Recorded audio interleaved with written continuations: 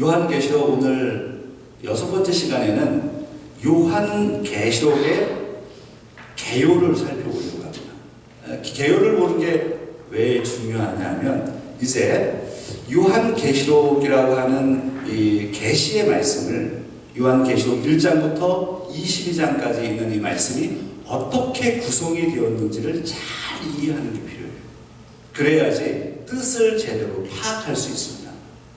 그래서 오늘 이 요한계시록을 제가 오늘은 여러분이 핸드폰으로 보시는 분들도 계시고 그러신데 성경을 펴놓고 보시기를 제가 좀 추천을 드리고요. 핸드폰 보시는 분들은 뭐 그렇게 보셔도 상관은 없는데 눈에 들어오지는 잘 않을 거예요. 성경을 펴놓고 제가 왔다 갔다 하면서 이제 오늘 요한계시록의 전체 이 그림을 그려드릴게요. 그러면 이제 요한계시록이 눈에 이제 들어오게 될 것입니다. 요한계시록을 어떻게 파악을 해야 되느냐라고 하는 것이 이제 오늘 저와 여러분이 나눠야 할 부분인데요. 성경 제가 노트 드린 거에 일단은 9페이지를 펴보시고요. 9페이지부터 앞에 있는 것은 제가 다 설명을 드리지 않을 거고 이것은 자료로 남겨둘 건데요.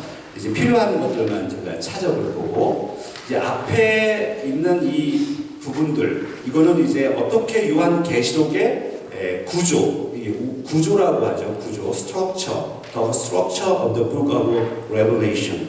요한계시록의 구조가 도대체 어떻게 되느냐, 개요가 도대체 어떤 것이냐, 각 파트의 주제가 무엇이냐 이런 것들을 이제 오늘 우리 파악을 하려고 합니다.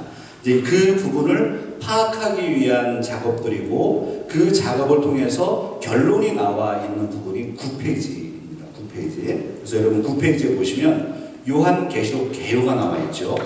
이것은 제가 여러 학자들을 참고를 하고 제가 공부하고 스터디하면서 저의 견해이기도 합니다. 그래서 이 부분이 딱 들어맞는다. 뭐 어떤 학자와는 좀 다를 수도 있고 그렇지만 제가 그동안 공부해왔던 것들 그리고 또 참고했던 어떤 여러 가지 책들을 통해서 이제 정리되어 있는 개요이기 때문에 상당히 중요할 수 있습니다.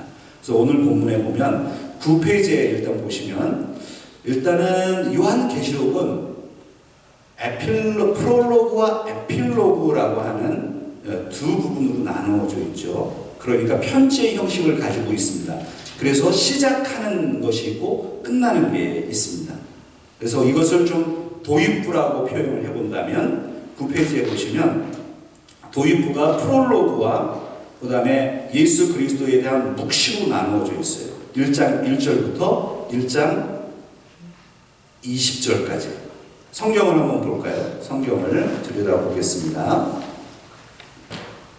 자, 1장 1절부터 3절까지 나누어지고 그 다음에 인사와 성령 부분이 8절까지 나와 있습니다. 그래서 요 1절부터 8절까지를 머릿말이라고 볼 수 있겠습니다. 이 머릿말. 그리고 나서 9절부터 20절까지는 인자의 예수 그리스도에 대한 묵시가 보여지는 거죠. 예수 그리스도의 묵시. 이게 도입부예요. 그래서 1장은 이 도입부로 끝나게 되죠. 근데 여기서 1장 13절에 있는 말씀을 보면 1장 13절에 있는 말씀을 볼까요? 같이 한번 읽겠습니다. 촛대 사이에 인자 같은 이가 발에 끌리는 옷을 입고 가슴에 금띠를 띠고, 그러니까 사도 요한이 제일 먼저 환상을 보는데 그 환상은 누구에 대한 환상이에요? 예수 그리스도에 대한 환상입니다. 그 예수 그리스도를 보게 되죠. 그래서 인자에 대한 승기하신 예수님, 사실 우리가 예수님 보고 싶지 않아요. 예수님은 십자가에 돌아가신 이후에 도대체 하늘 보좌에 올라가셨다고 했는데 하늘 보좌에 계신 그 예수님은 어떤 모습일까? 사실 우리가 궁금해하거든요. 근데 그 모습이 사실 요한계시록에 요한이 본 환상에 담겨있는 겁니다. 그래서 예수 그리스도가 조금 읽어볼까요? 나는 이걸 읽으면 너무 막 좋아요. 그래서 한번 좀 13절 읽었죠? 14절부터 조금 더 내려가 볼까요? 그의 머리와 털의 희비가 흰 양털 같고 눈 같으며 그의 눈은 불꽃 같고 그의 발은 풀무불에 단련한 빛난 주석 같고 그의 음성은 많은 물소리와 같으며 그의 오른손에 7별이 있고 그의 입에서 좌우에 날선 검이 나오고 그 얼굴은 해가 힘있게 비치는 것 같더라. 내가 볼 때에 그의 발 앞에 엎드러져 죽은 자 같이 되매 그가 오른손을 내게 얹고 이르시되 두려워하지 말라. 나는 처음이요 마지막이니 곧 살아있는 자라. 내가 전에 죽었었노라. 볼지어다 이제 세세토록 살아있어 사망과 음부의 열쇠를 가졌노니 그러므로 내가 본 것과 지금 있는 일과 장차 될 일을 기록하라. 내가 본 것은 내 오른손에 7별의 비밀과 또 7금촛대라. 7별은 7교회의 사자요 7촛대는 7교회니라. 이 말씀만 읽어도 정말 기가 막힙니다. 하늘로 승천하신, 부활하시고 승천하신 그 예수 그리스도, 하늘 보좌에 계신 그 예수 그리스도의 환상을 사도 요한이 보는 거예요. 근데 그 요한이 본 예수 그리스도의 모습이 너무나도 아름다워요. 그러니까 우리가 예수 그리스도를 생각할 때 십자가에 못 박히신 예수 그리스도 이것에서만 멈춰 있어서도 안 됩니다. 예수 그리스도는 십자가에서 돌아가셨지만 부활하셨고 승천하셔서 하나님의 보좌 우편에 계시다는 영광스러운 예수 그리스도를 우리는 볼 수 있어야 됩니다. 기대해야 됩니다. 소망해야 됩니다. 요한계시록이 이렇게 시작이 됩니다. 그래서 1장에 보면 이제 그런 부분이고 지금 9페이지에 보시면 됩니다. 9페이지에 여러분 노트 9페이지에 보시면 도입부가 이렇게 시작이 돼요. 인자에 대한 묵시로 시작이 돼요. 프롤로그로 시작해서 인자에 대한 묵시로 시작해요. 자, 그 다음에 어디를 좀 보시냐면 제가 한번 쭉 일반적으로 끝까지 한번 나가볼게요. 그리고 강조점을 제가 말씀드리고 여기 정리하도록 하겠습니다. 그 다음에 2장부터 3장까지는 어떤 내용이에요? 7 교회에 대한 이야기입니다. 7 교회 이제 만만해. 왜냐하면 우리가 계속 들어봤거든. 7 교회 한번 외워볼까요? 자, 7 교회를 제가 가르쳐드린 대로 한번 해볼까요? 에베소서, 모두, 사빌라. 우리 권사님도 다 기억하고 계시군요. 자, 그러면 이제 교회를 한번 해보겠습니다. 에베소 교회, 서머나 교회, 버가모 교회, 두아디라 교회. 요까지만 보시고요. 요게 2장에 나옵니다. 4개. 자, 에베소, 서, 모두 이 4개 교회.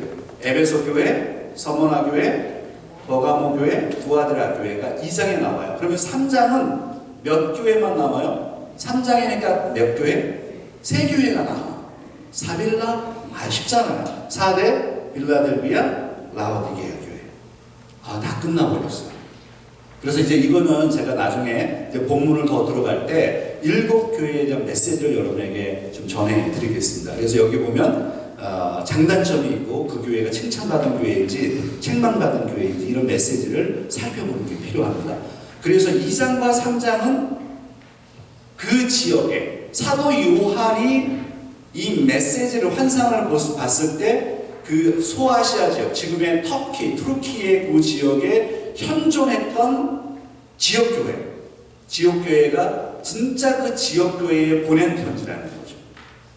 그러니까 요한계시록을 우리가 읽을 때 이것은 상상에 의해서 쓰여진 것이나 아니면 소설과 같은 게 아니고 하나님의 메시지이고 현재 우리의 입장에서는 과거지만 현재 교회에 당하고 있는 핍박과 환난의 문제를 다루고 있고 충성에 대한 문제와 소망에 대한 문제를 다루고 있다는 거예요. 2장과 3장이 7 교회에 대한 메시지입니다.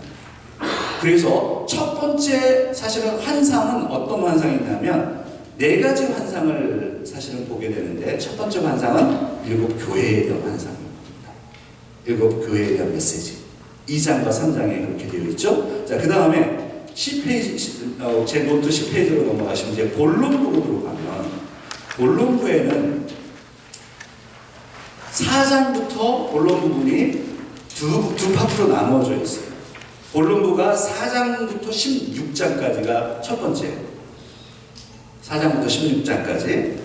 그래서 일단은 4장을 한번 펴보세요. 여러분 성경 4장에 보시면 거기 스터디 바이블이니까 여기에 뭐 제목 같은 게 써져 있는 성경들이 있을 거예요. 여러분들 보면 4장은 어떤 내용이냐면 어떤 내용이에요? 하늘 성전, 하늘 보좌, 하나님이 계신 하늘 보좌에 대한 이야기입니다.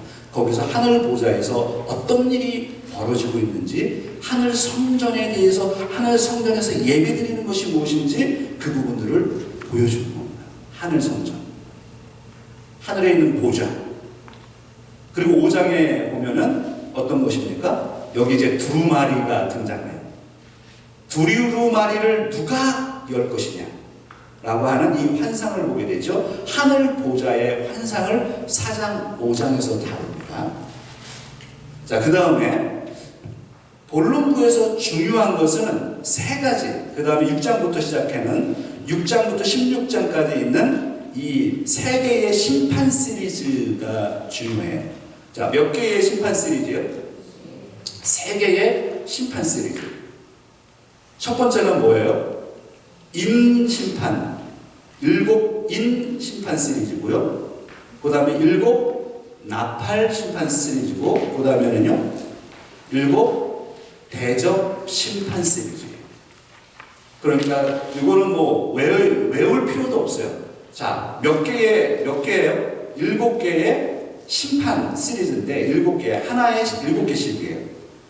그래서 제일 처음에는 인이라고 하는 것은 이제 두루마리에 인됐다라는 거예요. 우리가 씨를 하잖아요. 딱 씨를 해가지고 딱 붙여놓잖아요. 그런 것처럼 그 인을 뜰 때마다 심판이 이루어지는 거예요. 그 환상을 보는 거예요. 그래서 그 인을 뜰 때마다, 그래서 7개의 인을 띄면서 심판이 이루어지는 거예요. 인재앙, 인심판 시리즈. 자, 한번 따라하겠습니다. 인심판 시리즈.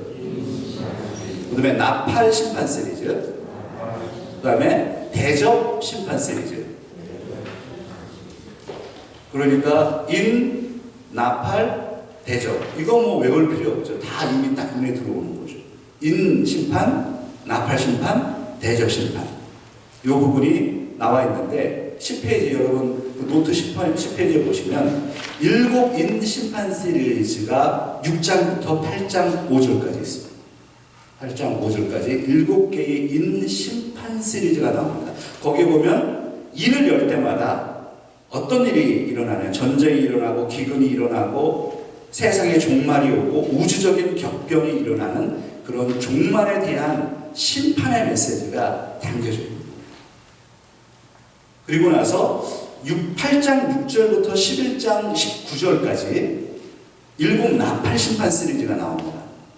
여기에 보면 첫 번째 나팔, 네 나팔에는 우주적으로 어떤 파국이 일어날 것인지, 그 다음에 마귀적인 군대들이 어떠한 재앙을 일으킬 것인지, 그리고 세상의 끝은 어떤 일이 발생했는지, 이런 것들을 설명합니다. 거기에 삽입이라고 하는 게 있죠. 10장과 11장에 삽입이라고 하는데, 여기는 이제 심판 시리즈 이야기 사이에 두루마리 이야기와 성전 측량하는 이야기, 두 증인 이야기가 여기 담겨져 있습니다. 자, 오늘은 이렇게 스쳐가면서 좀 큰 아웃라인을 여러분이 좀 보시면 될 것 같아요. 자, 그 다음에 먼저 15장 한번 펴볼까요? 15장에 여러분 성경에 15장을, 요한계시록 15장을 보면 15장, 16장에 나팔 재앙 시리즈입니다. 나팔, 아니 대접 심판이죠. 7 대접 심판 시리즈가 15장 1절부터 16장 21절. 15장 16장은 7 대접이다. 대접 심판.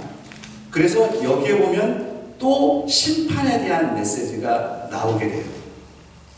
그리고 나서 그러면은 12장부터 14장까지 12, 13, 14장에는 어떤 이야기가 나오느냐면 영적 전쟁이 나오는 거죠. 교회 공동체와 악의 세력들이 싸우는 거예요. 전쟁의 현장이 나옵니다. 그래서 여러분 그 성경을 좀 펴보세요. 12장에 보시면 일단 처음 여기를 읽어볼게요. 12장, 13장, 14장 12장, 정신없죠? 예, 괜찮아요. 예, 이렇게 막 원래 그래요. 그래서 이제 아웃라인을 잡는 거죠. 4장, 5장이 지나서 6장부터 16장까지가 세 개의 심판이 등장하는 거예요. 세 개의 심판. 세 개의 심판은 어떤 거예요? 인, 나팔, 대접. 대접이 크잖아요. 대접이 크니까 계속 이렇게 나간다. 대접이 큰 걸로 간다고 생각을 했어요. 인, 나팔, 대접. 그 사이에 막간이라는 게 있어요. 삽입. 우리가 이제 신학적으로 삽입이라고 하는데 12장부터 14장까지는 심판 시리즈가 아니고 무엇인가 다른 이야기를 해요. 그 다른 이야기가 무엇이냐면 12장을 펴놓으셨죠? 12장 1절부터 좀 읽어보도록 하겠습니다. 하늘에 큰 이적이 보이니 해를 옷 입은 한 여자가 있는데 그 발 아래에는 달이 있고 그 머리에는 12별의 환을 썼더라. 이 여자가 아이를 베어 해산하게 되매 아파서 애를 쓰며 부르짖더라. 하늘에 또 다른 이적이 보이니 보라, 한 큰 붉은 용이 있어 머리가 7이요 뿔이 10이라. 그 여러 머리에 7 왕관이 있는데 5절 보겠습니다. 여자가 무엇을 낳아요? 아들을 낳으니 이는 장차 철장으로 만국을 다스릴 남자라. 그 아이를 하나님과 그 보좌 앞으로 올려가더라. 여기에 등장인물을 보세요.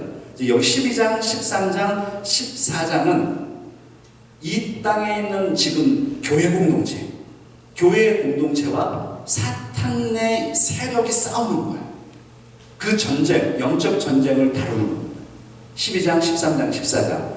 그래서 여기 용이 나와. 용이 이제 또 나옵니다. 근데 용은 무엇을 상징하는 겁니까? 용은 사탄과, 그렇죠? 나중에 용이 사탄이라고 또 나옵니다. 마귀 사탄이라고 표현되는데 사탄이 등장하고 그 다음에 여자가 나오죠. 여자는 그럼 누구예요? 여기서 여자는 나중에 제가 다 풀어드릴 텐데 이런 거는 좀 잠깐 보고 넘어가요. 여자 아이는 그럼 누구예요? 아이는 예수 그리스도예요. 예수 그리스도. 그러면 여자는 누구예요? 바로 오늘날 예수 그리스도를 믿는 하나님의 백성들, 교회를 얘기해요. 그러니까 하나님의 사람들과 누구와 싸우는 거예요? 사탄과 싸우는 거예요. 사탄이 끊임없이 어디를 공격해요? 교회를 공격합니다. 그 부분이 바로 12장, 13장, 14장에 나옵니다. 12장에 그런 이야기가 나오고 13장에 보면 제가 지난주에 잠깐 설명드렸는데 두 짐승이 나오죠. 이 두 짐승이 무슨 짐승이냐면 바다에서 올라온 짐승과 땅에서 올라온 짐승이에요. 짐승은 여러분, 그럼 한번 물어보죠. 짐승이라고 하는 단어가 좋은 거예요? 나쁜 거예요? 아니, 나쁜 거죠. 지금 이게 요한계시록의 짐승은 우리를 대적하는 악한 세력들인 거예요. 그래서 이 용과 짐승이 교회를 공격하고 있는 그런 여러 가지 그 어려운 환경들을 지금 12장, 13장, 14장에 설명하는 겁니다. 자, 그 다음에 14장에 보면 여기 14만 4천 명이 등장하죠. 드디어 14만 4천 명이 등장해서 이 14만 4천 명은 어떤 이야기인가요? 구원받은 하나님의 백성들의 상징하잖아요. 그래서 이 14만 4천 명을 이제 요거를 이제 제가 한번 말씀드렸죠. 이건 다시 풀어드리겠습니다만 문자적으로 봐야 되냐, 상징적으로 봐야 되느냐. 요거만 한번 물어볼게요. 여러분들 14만 4천 명을 문자적으로 봐야 돼요, 상징적으로 봐야 돼요? 그 당연한 거 아니에요. 14만 4천 명이면 여의도 순복음교회 하나면 끝난다니까요. 순복음 교인만 해도 14만 4천 명이 넘는데 그렇잖아요. 그러니까 이 14만 4천 명을 자꾸만 사람들이 신천지에서는 자기네가 14만 4천 명이라고 여호와적이는 자기네가 14만 4천 명이 그래서 여호와의 왕국에 모인 사람들만 구원받는다 그런 개념을 가지고 이렇게 14만 4천 명을 풀어가니까 요한계시록이 엉망이 되는 거예요. 이 14만 4천 명은 구원받은 하나님의 백성들, 이 하늘에 올라가 있는 14만 4천 명을 설명하는 거거든요. 그 다음에 이제 14만 4천 명의 이야기와 더불어서 이제 땅에 있는 어떤 그런 이야기들이 또 담겨져 있습니다. 자, 그 다음에 넘어갈까요? 자, 그 다음에 두 번째 결론 부분은 11페이지에 보시면 어디냐면 17장을 넘어가겠습니다. 17장. 여기 보면 17장부터 19장까지가 두 번째 결론부예요. 두 번째 결론부인데, 악의 세력과 그 악의 세력의 멸망을 다루고 있습니다. 17장, 18장, 19장. 근데 그 악의 세력을 어떻게 설명하고 있는, 어떤 단어를 써서 설명하고 있느냐 하면 17장부터 좀 읽어갈 텐데, 17장에 보면 어디를 좀 읽어보시느냐 하면요, 17장 5절을 좀 볼까요? 같이 한번 보겠습니다. 그의 이마에 이름이 기록되었으니 비밀이라 큰 바벨론이라 땅의 음녀들과 가증한 것들의 엄이라 하였더라. 여기에 보면 큰 바벨론, 음녀, 큰 음녀 바벨론이 등장하죠. 그러면 여기 바벨론은 그러면 고대의 바벨로니아를 얘기하는 거예요? 아니잖아요. 이게 딱 봐도 알잖아요. 이런 것들은 상징이죠. 큰 바벨론이 큰 음녀인 거예요. 그래서 이건 악의 세력인 거죠. 악의 세력. 그래서 악의 세력들이 어떻게 심판받는지를 이제 설명하는 것이 17장, 18장, 19장에 담겨 있습니다. 큰 음녀 바벨론 19장까지요. 17장을 보셨죠? 18장을 한번 넘겨보세요. 거기에 보면 멸망한 바벨론에 대한 애도가 18장에 나와요. 바벨론의 멸망을 선포해요. 18장 1절부터 3절까지. 그 바벨론은 악의 세력이에요. 악의 세력의 심판을 예고하고, 그 다음에 선포하고 4절부터 8절까지요. 그리고 9절부터 보면은 바벨론의 멸망에 대해서 애가가 벌어져요. 9절에 보면 땅의 왕들이 애가를 부르고, 11절에 보면 땅의 상인들이 애가를 부르고, 17절에 보면 바다 사람들이 애가를 부르요. 왜냐하면 세상 사람들이요, 승리할 줄 알거든요. 사람들은 세상에 있는 사람들이 세상이 승리할 거라고 생각하는 거예요. 그런데 하나님께서 어떻게 해요? 세상을 심판하시는 거예요. 악의 세력을 심판해요. 근데 악의 세력이 무너지는 것들을 보면서 사람들이 그 무너지는 세상이 무너지는 것을 보면서 아파하고 괴로워해요. 그런 것들이 18장에 담겨있습니다. 기가 막히죠. 우리는 우리의 관점으로 이 요한계시록을 봐야 돼요. 하나님의 백성의 관점으로 요한계시록을 보면, 보세요. 19장에 보면 이제 넘겨보세요. 그래서 바벨론에 멸망한 것이 얼마나 기쁜 일인지 아세요? 바벨론, 악의 세력이 무너진 것이 우리에게 너무 축복인 거예요. 그래서 할렐루야 찬양이 나오는 거예요. 19장에. 19장 1절, 2절을 한번 같이 읽어보도록 하겠습니다. 이 일 후에 내가 들으니 하늘에 허다한 무리의 큰 음성 같은 것이 있어이로되 할렐루야, 구원과 영광과 능력이 우리 하나님께 있도다. 그의 심판은 참되고 의로운지라. 음행으로 땅을 더럽게 한 큰 음녀를 심판하사 자기 종들의 피를 그 음녀의 손에 갚으셨도다. 이거 보세요. 세상은 지금 사탄이 하나님을 대적하면서 교회를 공격하고 하나님의 백성들을 끊임없이 미혹하고 넘어뜨리려고 합니다. 하나님께서 때가 되어서 하나님께서 심판을 베푸신다는 거예요.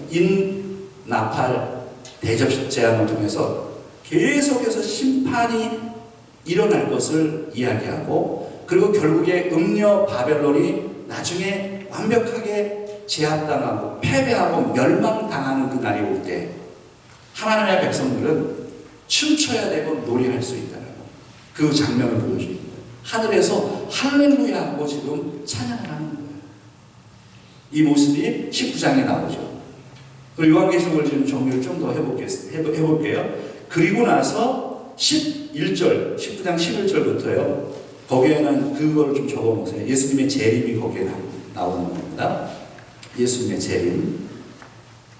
거기 11절부터 좀 읽어볼까요? 19장 11절부터 같이요. 또 내가 하늘이 열린 것을 보니 보라 백마와 그것을 탄 자가 있으니 그 이름은 충신과 진실이라. 그가 공의로 놓고 심판하며 싸우더라. 여기서 백마탄 자가 누굽니까? 예수 그리스도. 다시 오실 예수 그리스도. 재림하실 예수 그리스도. 쭉 설명하는 거죠. 그리고 19장이 그렇게 끝납니다. 그래서 자 그러면 이제 보세요. 여러분 노트 12페이지를 넘겨보시면 그리스도를 통한 19장과 20장, 이제 19장부터 20장 15절까지, 그러니까 20장까지는 무엇을 얘기하느냐면 그리스도를 통한 하나님의 승리를 얘기해요. 이 세상에 누가 승리한다고요? 사탄이 승리해요? 하나님이 승리해요? 하나님이 승리한다는 거예요. 그래서 그 하나님이 승리하는데 누구를 통해서 승리가 이루어져요? 예수 그리스도. 예수 그리스도가 재림하심으로 인해서 이 승리를 이루어내신다. 그게 20장까지 들어가 있는 거예요. 그런데 거기 보면 20장에 아주 기가 막힌 이야기가 있습니다.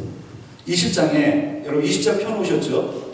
20장에 보면 20장 1절부터 6절까지 이것은 우리가 앞으로 요한계시록을 살펴보면서 아주 중요하게 다뤄야 돼요. 그래서 여기서 천년왕국에 대한 개념이 여기 나오거든요. 그러니까 천년왕국이 뭐 역사적 전천년설이냐, 세대주의 전천년설이냐, 후천년설이냐, 무천년설이냐 이런 개념들이 있습니다. 이거는 이 부분에 왔을 때 제가 한번 설명을 드릴 건데 천년에 대한 통치, 예수 그리스도가 재림하시고 천년에 대한 통치가 이야기가 되어 있고요. 그 다음에 사탄 7절부터 보세요. 7절 기가 막힌 말씀 나옵니다.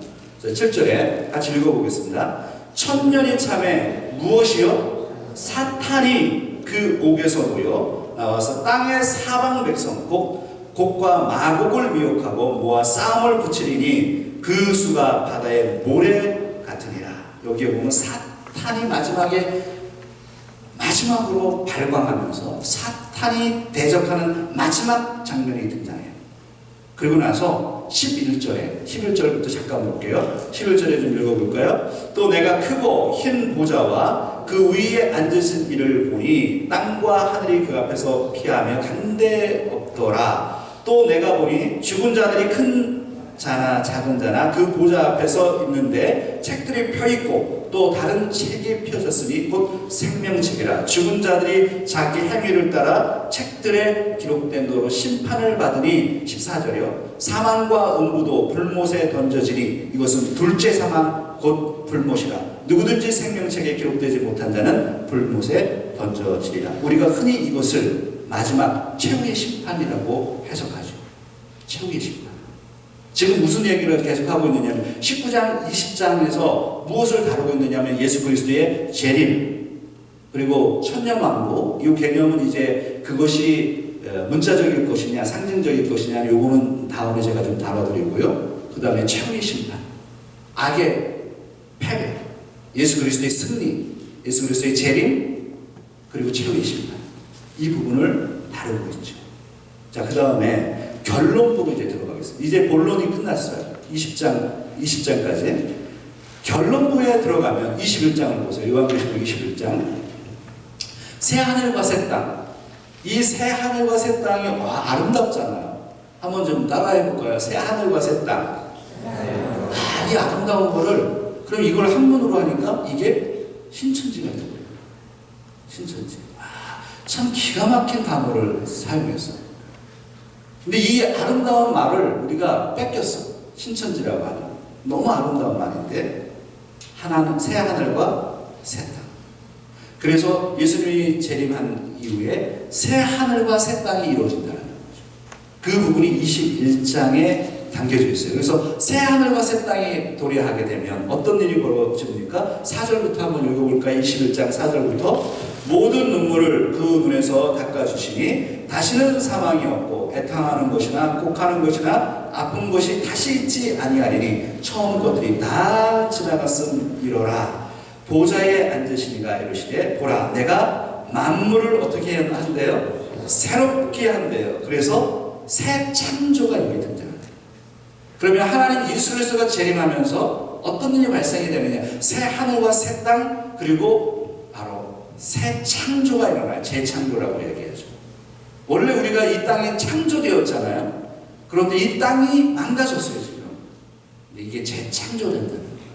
이 재창조가 어떻게 재창조되는지는 또 다른 이야기, 그 부분은 다음에 제가 시간을 내서 또 설명을 좀 드리도록 하겠습니다. 자, 그러면 21장 9절을 보세요. 그 다음에 새하늘과 새 땅의 얘기가 나오고 9절에 보면 21장 9절에 보면 같이 읽어보겠습니다. 7 대접을 가지고 마지막 7 재앙을 담은 7 천사 중 하나가 나와서 내게 말하여 이르되 이리 오라. 내가 신부 곧 어린 양의 아내를 내게 보이리라 하고 성령으로 나를 데리고 크고 높은 산으로 올라가 하나님께로부터 하늘에서 내려오는 거룩한 성 예루살렘을 보리니. 여기에 보면 새 예루살렘을 소개합니다. 그럼 이 여기서 새 예루살렘은 무엇을 얘기하는 거죠? 바로 구원받은 하나님의 백성들. 구원받은 하나님의 백성들을 여기에 굉장히 어떻게 건물을 저놓는 어떤 그런 단어들로 설명을 했습니다만, 새로운 신부, 구원받은 하나님의 백성들이 새하늘과 새 땅에서 살게 되는 그 장면을 그려주고 있습니다.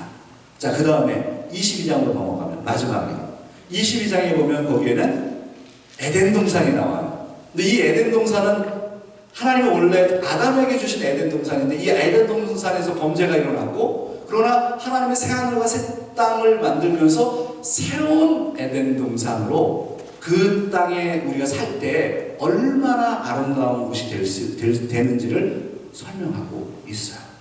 자, 그게 22장 5절까지요. 그래서 종결부로 끝납니다. 그리고 마지막 22장 6절부터 마지막 21절까지는 에필로그, 끝맺은 말입니다. 맺은 말, 에필로그가 돼요. 그래서 맨 마지막 에필로그가 어떻게 해야 되죠?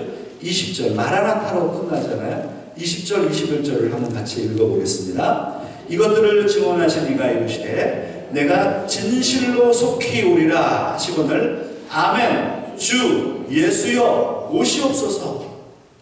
그 다음에 주 예수의 은혜가 모든 자들에게 있을지어다. 아멘. 이게 요한계시록 22장 21절 마지막 구절이에요. 주 예수여 오시옵소서. 요한계시록을 다 읽고 난 다음에 우리가 이런 고백을 할 수가 있는 거죠. 주 예수여 오시옵소서. 마라나타. 주 예수여 오시옵소서. 한번 이렇게 개관을 해드렸는데 눈에 들어옵니까? 눈에 들어와야 되는데 눈에 들어오나요? 예, 저도 좀 위로가 돼야지 요한계시록을 하지 않겠어요? 죽으라고 준비를 하고 여러분한테 이게 좋은 얘기를 좀 듣고도 저도 이렇게 설교를 해야 될 텐데, 아무튼 지금 잘 따라오고 계시고요. 제가 오늘은 큰 그림을 그려드렸어요. 요한계시록의 구조와 개요입니다. 그래서 어떻게 나눠야 될 거냐, 서론 부분이 어디고 본론에서 무엇을 말씀하려고 하는 것인지, 그리고 결론은 어떻게 끝나는지를 설명을 드리는 거죠. 이런 게 아웃라인이라고 그러죠. 이 아웃라인이 정확하게 잡혀 있어야지 이제 그 본론으로 들어가서 그 본론의 주제들을 정확하게 파악할 수 있습니다. 제가 오늘 이제 한 1, 2분만 제가 설교하고 오늘 마칠 텐데, 오늘 성가대가 없어서 좀 더 해도 되긴 하겠으나 여러분들한테 저도 눈치가 있어서 끝내야죠. 자, 요한계시록에 아주 중요한 게 뭐냐면요, 인재앙, 그 다음에 나팔재앙, 그리고 대접재앙, 이 부분이 도대체 뭐냐. 이게 상당히 6장부터 16장까지 나옵니다. 물론 중간에 막강이 있어요. 다른 내용들이 있습니다만 이 10장을 할애해서 인재앙, 나팔재앙, 대접재앙을 왜 그렇게 이야기를 하느냐. 저는 계속 요한계시록을 공부하고 읽으면서 깨닫는 게 있어요. 그것은 심판에 대한 메시지입니다. 근데 그 심판이 무엇이냐면 자연의 심판부터 해가지고요, 사람의 심판, 자연의 심판, 사람의 심판, 우주의 심판, 그리고 이 세상의 완전한 종말, 이런 것들을 다루고 있거든요. 그래서 우리가 분명하게 요한계시록을 통해서 알아야 될 것은 무엇이냐면 종말이 반드시 올 것이고 하나님께서 심판할 것이고 하나님께서 우리 그리스도인들을 붙잡고 계시다는 사실. 그게 요한계시록을 통해서 제가 느끼고 있는 확신입니다. 아, 그렇구나. 사탄이 우리를 공격하지만 하나님께서 우리를 찾고 계시고 우리를 인도하시고 계시는구나. 그런 확신 가운데 여러분 승리하는 삶을 살아내시기를 주의 이름으로 부탁드립니다. 같이 기도하겠습니다.